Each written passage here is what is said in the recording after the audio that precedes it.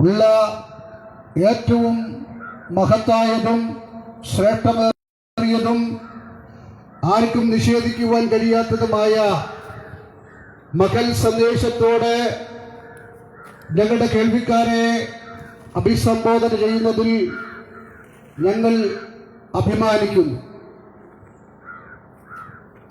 നമുക്കറിയാം, നമ്മുടെ രാജ്യത്തെ മാത്രമല്ല, നമ്മുടെ സംസ്ഥാനത്തിൽ മാത്രമല്ല, ലോക രാജ്യങ്ങളിൽ മുഴുവൻ മാനവരാശിയുടെ നശീകരണത്തിനു വേണ്ടി മനുഷ്യനെ ഇഞ്ചിഞ്ചായി തകർത്തു കളയത്തക്ക രീതിയിൽ മാരകമായ ഒരു ശക്തിയായി മദ്യവും മയക്കുമരുന്നിന്റെയും നീരാളി പിടുത്തത്തിൽ നിന്ന് കരകയറുവാൻ കഴിയാത്ത, എങ്ങനെ കരകയറുവാൻ കഴിയും എന്നൊക്കെ വളരെ കൂലങ്കഷമായി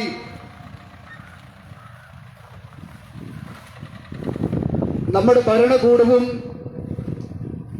നിയമസ്ഥാപനങ്ങളുമെല്ലാം വളരെ ശ്രദ്ധയോടെ അന്വേഷണങ്ങൾ നടത്തുകയും അപ്പോൾ തന്നെ പരിഹാര മാർഗങ്ങൾ നിർദ്ദേശിക്കുകയും ചെയ്യുന്ന ഒരു കാലഘട്ടത്തിലാണ് നമ്മളായിരിക്കുന്നത്. ഒരു പച്ചയായ സത്യം നമുക്ക് വിസ്മരിച്ചുകൂടാ. ആറ്റം ബോംബിനേക്കാൾ മാരകമായ പ്രേരകശേഷിയുള്ള മാനവ സമൂഹത്തെ നശീകരണത്തിലേക്ക് വലിച്ചിടുന്ന ഒരു ശക്തിയായി മദ്യവും മയക്കുമരുന്നും ഇന്ന് മാറിയ ഒരു കാലഘട്ടമാണ്. നാമൊക്കെ പറയുന്ന വിദ്യാസമ്പന്നത കൊണ്ടും സാംസ്കാരികമായ നേട്ടങ്ങൾ കൊണ്ടും ജീവിതത്തിന്റെ ഉന്നതമായ നിലവാരങ്ങളെ കൈപ്പിടിയിലാക്കുന്ന മനുഷ്യൻ അറിയാതെ ഈ മഹാവിപത്തിന് അടിമകളായി തീരുന്ന കഥകൾ നമ്മുടെ ചുറ്റുപാടുകളിൽ വാർത്താ മാധ്യമങ്ങളിലൂടെ നാം മനസ്സിലാക്കിക്കൊണ്ടിരിക്കുകയാണ്. ഒരു കാര്യം നമുക്ക് ശ്രദ്ധയോടെ നോക്കേണ്ടുന്ന ഒരു കാര്യമാണ്. ഈ മയക്കുമരുന്നിന് ഏറ്റവും കൂടുതൽ അടിമകളായി തീർന്നുകൊണ്ടിരിക്കുന്നത് ഇന്നത്തെ യൗവന തലമുറയാണ്. കലാലയങ്ങളിലും സ്കൂളുകളുടെ ക്യാമ്പസുകളിലും മദ്യത്തിന്റെയും മയക്കുമരുന്നിന്റെയും ലോബികൾ വലവിരിച്ച് അവരുടെ വലയിലേക്ക് വളരെ അധികം കുഞ്ഞുങ്ങളെ അവരുടെ ഈ ശ്രേണിയിലേക്ക് അകപ്പെടുത്തിക്കൊണ്ടിരിക്കുന്ന വലിയ സംഭവങ്ങൾ ഇന്ന് നമ്മുടെ കേരളത്തിന്റെ ചരിത്രമായി മാറിക്കൊണ്ടിരിക്കുന്നു. നമുക്കറിയാം, കലാലയങ്ങളിലും സ്കൂളുകളിലും പ്രത്യേക കൗൺസിലുകളും അതുപോലെയുള്ള ബോധവൽക്കരണ സന്ദേശങ്ങളുമൊക്കെ നടത്തുന്നുണ്ടെങ്കിലും ഒരുപാട് കുഞ്ഞുങ്ങൾ, ആൺകുട്ടികളും പെൺകുട്ടികളും ഒരുപോലെ ഈ മദ്യത്തിന്റെയും മയക്കുമരുന്നിന്റെയും പിടിയിലകപ്പെട്ട് അവരുടെ ജീവിതത്തിന്റെ ലക്ഷ്യം തെറ്റിയവരായി പോകുന്ന തലമുറകളുടെ ഈ ജീവിതത്തെ കണ്ടുകൊണ്ട് ആർത്ത് നിലവിളിക്കുന്ന, മാറത്തടിക്കുന്ന ഒരുപാട് അമ്മമാരുടെയും പിതാക്കന്മാരുടെയും സഹോദരങ്ങളുടെയും തലമുറകളെ സ്നേഹിക്കുന്ന ഏതൊരു മനുഷ്യ ഹൃദയമുള്ളവന്റെയും ഹൃദയത്തെ പിടിച്ചു നിർത്തത്തക്ക രീതിയിൽ സംഭവം വളരെ വ്യാപകമായി ഇതിൻ്റെതായ മാരകമായ വിത്തുകൾ നമ്മുടെ കുഞ്ഞുങ്ങളുടെ ഉള്ളിലേക്ക് പാകിക്കൊണ്ടിരിക്കുമ്പോൾ എങ്ങനെയാണ് അവരെ രക്ഷിക്കുവാൻ കഴിയുക എന്നുള്ളത് നമ്മളെല്ലാവരും കൂലങ്കഷമായി ചിന്തിക്കുന്ന ഒരു കാര്യമാണ്. വാത്സല്യമുള്ള സ്നേഹിതരെ, ശ്രോതാക്കളെ, ഒരു കാര്യം ഈ തരുണത്തിൽ ഈ സന്ദേശത്തിലൂടെ പങ്കുവെക്കുവാൻ ആഗ്രഹിക്കുന്നത്, മനുഷ്യൻ എന്ന് പറയുന്ന ദൈവത്തിന്റെ സൃഷ്ടി, ദൈവ സൃഷ്ടിയുടെ ഏറ്റവും മകുടമായ സ്ഥാനത്ത് നിൽക്കുന്ന ഒരനുഭവമാണ് മനുഷ്യനെ സംബന്ധിച്ചിടത്തോളം സൃഷ്ടിതാവായ ദൈവം അവനെ കൽപ്പിച്ച് നൽകിയിട്ടുള്ളത്.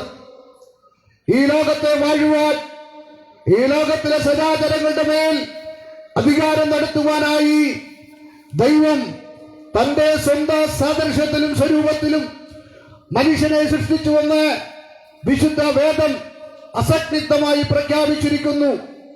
എന്നാൽ ദൈവിക വഴികളിലേക്കും ദൈവത്തിന്റെ സത്തയായിരിക്കുന്ന സ്നേഹത്തിന്റെയും ശാന്തിയുടെയും സമാധാനത്തിന്റെയും വക്താക്കളായി മാറേണ്ടുന്ന മനുഷ്യന്റെ ലക്ഷ്യം തെറ്റിപ്പോയ ഒരനുഭവത്തെ കുറിച്ചാണ് വിശുദ്ധ വേദഗ്രന്ഥം മാനവരാശിയുടെ ചരിത്രത്തെ കുറിച്ച് പറയപ്പെടുന്നത്. നമുക്കറിയാം, മനുഷ്യൻ ലക്ഷ്യം തെറ്റിയിരിക്കുന്നു. ദൈവം ഉദ്ദേശിക്കുന്ന അനുഭവത്തിൽ നിന്നും മനുഷ്യൻ ലക്ഷ്യം തെറ്റിയപ്പോൾ അവന് സ്വയമായി നിയന്ത്രിക്കുവാൻ കഴിയാത്ത രീതിയിൽ മനുഷ്യന്റെ ജീവിത ശൈലികൾ മാറിക്കൊണ്ടിരിക്കുന്ന പ്രത്യേക പശ്ചാത്തലമാണ് നമുക്കിന്ന് കാണുവാനായിട്ട് കഴിയുന്നത്. സൃഷ്ടികളിൽ മകുടമായ മനുഷ്യനെ കുറിച്ച് പഠിക്കുമ്പോൾ നമുക്ക് ഇങ്ങനെ കാണുവാനായിട്ട് കഴിയും. മനുഷ്യന്റെ ജീവിതം എന്ന് പറയുന്നത് ഒരു നീണ്ട യാത്രയാണ്.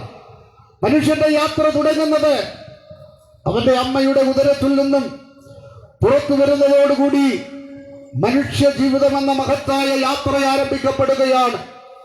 ആ യാത്രയിൽ ശൈശവം, ബാല്യം, കൗമാരം, വാർദ്ധക്യം തുടങ്ങിയ കടമ്പകളിലൂടെ മനുഷ്യരാശി കടന്നു പോകണമെന്ന് വളരെ വ്യക്തമായി നമുക്കെല്ലാവർക്കും അറിയാവുന്ന കാര്യമാണ്.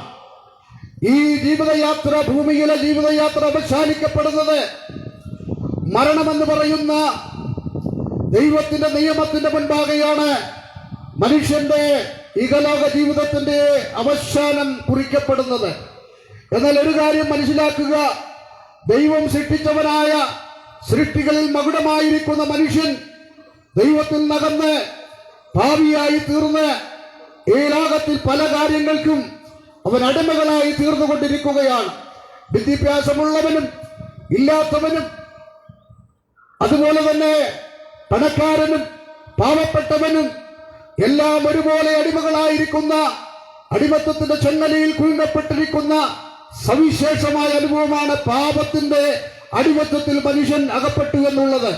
ആ പാപത്തിന്റെ അടിമത്തത്തിൽ അകപ്പെട്ട മനുഷ്യൻ തന്റെ പ്രവർത്തനങ്ങൾ, തന്റെ പ്രവൃത്തികൾ താൻ ഒരു പാപിയാണെന്ന് തെളിയിച്ചുകൊണ്ടിരിക്കുകയാണ്. ഇത്ര ഉന്നതമായ ജീവിത സാഹചര്യങ്ങൾ, വിദ്യാഭ്യാസം, അതുപോലെയുള്ള ഉന്നതമായ സാങ്കേതിക വിദ്യകൾ കൈകാര്യം ചെയ്യത്തക്ക രീതിയിൽ ബുദ്ധിയിൽ വളർച്ച പ്രാപിച്ച മനുഷ്യനെ എന്തുകൊണ്ട് ഭാവി എന്ന് വിളിക്കുന്നുവെന്നൊരു ചോദ്യം അപ്പുറത്തെ തലയിലുണ്ടായാൽ അതിനുള്ള ഏക മറുപടി മനുഷ്യന്റെ പ്രവൃത്തികളാണ് മനുഷ്യൻ ഭാവിയാണെന്ന് തെളിയിക്കുന്നത്. ഓർക്കുക, പെറ്റ് വളർത്തിയ അമ്മയെയും പോറ്റി വളർത്തിയ അപ്പനെയും മദ്യത്തിന്റെയും മയക്കുമരുന്നിന്റെയും ആസക്തിയിൽ മനുഷ്യന്റെ മനസ്സിനെ സ്വന്തമായി നിയന്ത്രിക്കുവാൻ കഴിയാതെ വരുമ്പോൾ ഒരു മൃഗത്തെ പോലെ, ഒരു മൃഗത്തോട് പോലും കാണിക്കുന്ന ദയ കാണിക്കാതെ സ്വന്തം മാതാവിനെയും സ്വന്തം പിതാവിനെയും സ്വന്തം സഹോദരങ്ങളെയും കൊലക്കത്തിക്കും അതുപോലെയുള്ള മാരകായുധങ്ങൾക്കും നിഷ്കരുണമായി അടിച്ചു തകർക്കുന്ന ഹീനമായ കഥകൾ നമ്മുടെ കേരളത്തിന്റെ ചരിത്രമായി മാറിക്കൊണ്ടിരിക്കുകയാണ്. അവരോടൊക്കെ ചോദിക്കപ്പെടുമ്പോൾ ഞാൻ മുൻകൂട്ടി പറഞ്ഞിരിക്കുന്ന ഒരു കാര്യത്തിന്റെ സത്യത്തിലേക്ക് വരികയാണ്. അവരെ വിചാരണ ചെയ്യുമ്പോൾ അവരൊക്കെ പറയുന്ന ഒരു കാര്യമുണ്ട്, ഞാൻ സ്വയമായി ചെയ്തതല്ല, എനിക്കെന്നെ നിയന്ത്രിക്കുവാൻ കഴിയാതെ വണ്ണം എന്നെ നിയന്ത്രിക്കുന്ന, എന്റെ കരങ്ങളെ നിയന്ത്രിക്കുന്ന, എന്റെ ചിന്തകളെ നിയന്ത്രിക്കുന്ന, എന്റെ സങ്കല്പങ്ങളെ നിയന്ത്രിക്കുന്ന മദ്യത്തിന് ഞാൻ അടിമയായതുകൊണ്ട് അങ്ങനെയാണ് ചെയ്തു പോയത്. പക്ഷെ മദ്യത്തിന്റെ ലഹരി വിട്ടുകഴിയുമ്പോൾ നിലവിളിക്കുന്ന, കണ്ണുനീര് തുടയ്ക്കുന്ന, ചെയ്തു പോയ തെറ്റുകളെ കുറിച്ച് അനുഭവിക്കപ്പെടുന്ന മനുഷ്യരെ നമുക്ക് കാണുവാനായിട്ട് കഴിയും. എന്റെ സ്ഥലം കൊല്ലം ജില്ലയിലെ കുന്നത്തൂർ എന്ന് പറയുന്ന സ്ഥലത്താണ്. അവിടെ ഒരു സ്നേഹിതനെ ഞങ്ങൾക്കറിയാം.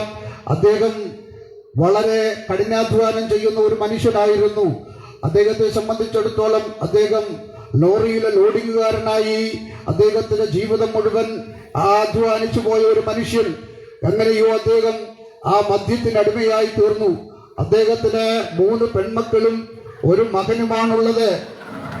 ഏറ്റവും കൂടുതൽ കഠിനമായി അധ്വാനിച്ച് നല്ല സമ്പാദ്യം അദ്ദേഹം നേടിയതിനു ശേഷമായി വൈകിട്ട് നേരെ വീട്ടിലേക്ക് വരുന്നതിന് മുൻപ് അദ്ദേഹത്തിന്റെ കാലുകൾ താൻ അറിയാതെ മദ്യശാലകളിലേക്ക് അദ്ദേഹത്തെ വലിച്ചു കൊണ്ടുപോകും.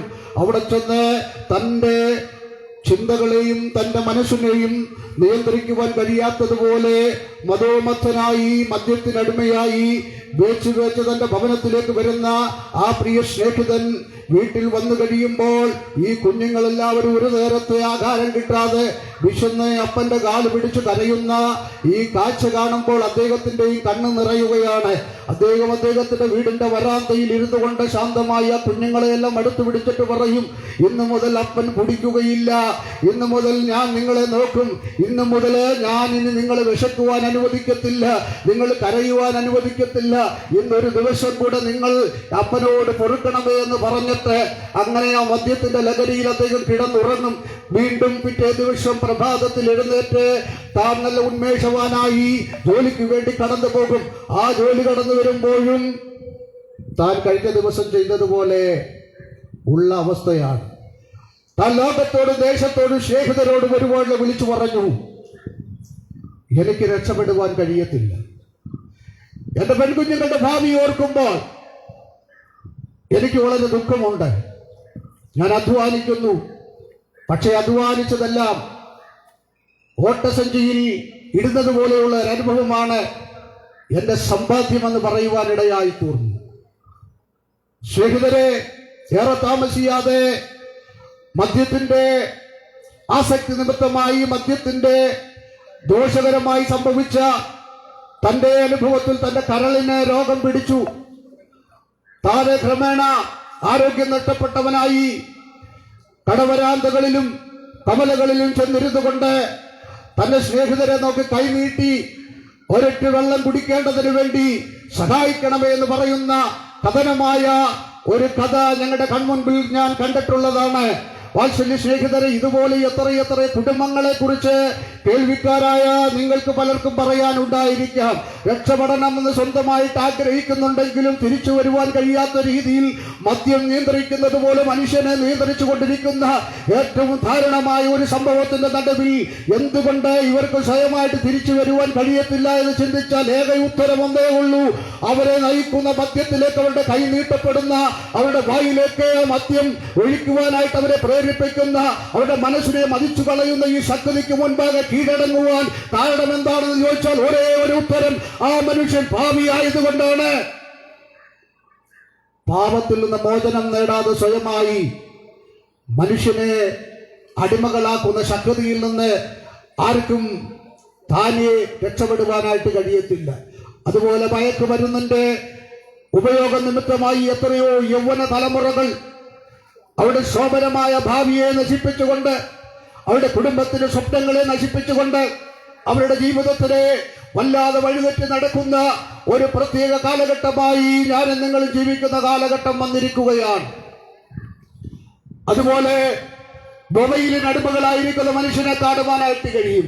ജീവിതയാത്രയിൽ ഇങ്ങനെ ലക്ഷ്യസ്ഥാനത്തെത്തുവാൻ കഴിയാതെ വണ്ണം വഴിപിഴച്ചവരായി വഴിതെറ്റിയവരായി നടക്കപ്പെടുന്നവർക്ക് വേണ്ടി സൃഷ്ടിതാവായ ദൈവം മനുഷ്യനെ നേർവഴിയിലേക്ക് നടത്തുവാൻ ഏക മാർഗമായി സൃഷ്ടിതാവായ ദൈവം മനുഷ്യവേഷം കൊണ്ട് ഇന്നേക്ക് 2000-ൽ പരം വർഷങ്ങൾക്ക് അപ്പുറം പലസ്തീനിൽ ജഡാവതാരമെടുത്ത മഹാസന്ദേശമാണ് സുവിശേഷത്തിന്റെ സന്ദേശം. മനുഷ്യനെ സൃഷ്ടിച്ചവനായ സർവശക്തനായ ദൈവത്തിന് മനുഷ്യന്റെ ഹൃദയത്തിൽ ഉയർന്നു പോകുന്ന സകല ചോദ്യങ്ങൾക്കും മറുപടി കൊടുക്കുവാൻ ആ സർവശക്തനായ ദൈവത്തിന് കഴിയും. വാത്സല്യ സ്നേഹിതരെ, വീടുകളിൽ ഇരുന്നു കൊണ്ട് ഞങ്ങളെ ശ്രദ്ധിക്കുന്നവരോട് ശാന്തമായി ചോദിക്കുവാനായിട്ടുള്ളത് ആരോടും പറയുവാൻ കഴിയാത്ത നിരാശയിൽ മൂടി അനേക അസമാധാനത്തിൻ്റെതായ അനുഭവങ്ങളിൽ ആരെങ്കിലും എന്നെ കേൾക്കുന്നുണ്ടെങ്കിൽ, നിങ്ങളുടെ സമാധാനം നഷ്ടപ്പെടുന്ന ഏതൊരു വിഷയമായിരുന്നാലും ആ സമാധാനം നിങ്ങൾക്ക് തിരികെ തരുക. നിങ്ങളുടെ ജീവിതത്തിൽ നിങ്ങളെ തകർക്കുന്ന, നിങ്ങളുടെ കുടുംബത്തെ തകർക്കുന്ന, നിങ്ങളുടെ ഭാവിയെ തകർക്കുന്ന ഏതെങ്കിലുമൊക്കെ വിഷയങ്ങളുടെ നടുവില് നിങ്ങൾ ഭാരപ്പെടുന്നുണ്ടെങ്കിൽ ഞങ്ങൾ 100% ഉറപ്പു തരുന്നു, നിങ്ങളുടെ പ്രശ്നത്തിന് പരിഹാരം തരുവാൻ ഞങ്ങൾ ഉയർത്തിക്കാട്ടുന്ന നസ്രയനായ യേശുവിന് മാത്രമേ കഴിയത്തുള്ളൂ.